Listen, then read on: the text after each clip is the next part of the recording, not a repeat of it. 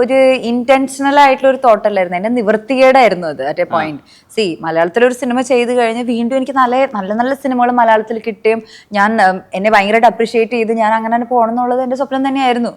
Like it's not like എനിക്കത് വേണ്ട, മലയാള cinema എനിക്ക് ഇഷ്ടമല്ല എന്ന് പറഞ്ഞതല്ല. മലയാളം സിനിമയിൽ അടുത്തൊരു സിനിമ ചെയ്യാൻ പേടിയായതുകൊണ്ട് ഞാൻ ഒളിച്ചോടിയതാണ് ഫോർ സം ടൈം. ശരി, എന്നാൽ ശരി, എനിക്ക് മാനസികമായിട്ട് ഞാനൊരു സിനിമ ചെയ്ത് കഴിഞ്ഞിട്ട് എനിക്ക് വളരെയധികം സന്തോഷമല്ല കിട്ടിയത്. അത് ഇത്രയും വലിയ ഹിറ്റായ സിനിമയുടെ ഭാഗമായിട്ടും എന്റെ ഉള്ളിൽ ആ യങ് ഗേൾ ഗോട്ട് ഹേർട്ട്. അപ്പൊ ഞാൻ ഒളിച്ചോടിയതാണ് ഇവിടുന്ന്. അതായത് എനിക്കിപ്പോ ഇവിടെ നിൽക്കാൻ പറ്റില്ല, എനിക്കൊരു ചേഞ്ച് വേണം. അപ്പൊ ഞാൻ അതല്ല വിചാരിച്ചിരുന്നത്, എനിക്ക് സിനിമ വരില്ല എന്നാ ഞാൻ വിചാരിച്ചിരുന്നത്. അത് കഴിഞ്ഞാൽ ഞാൻ എന്റെ ലൈഫിന്റെ കരിയറിന്റെ അവസാനമാണെന്നാ വിചാരിച്ചത് പ്രേമം. അത്രയും ഞാൻ വിഷമിച്ചു. അത് ഞാൻ ഇപ്പൊ എനിക്ക് ആ തോട്ട് പ്രോസസ് അല്ലെങ്കിൽ അന്ന് ഞാൻ അങ്ങനെ വിചാരിച്ചേ.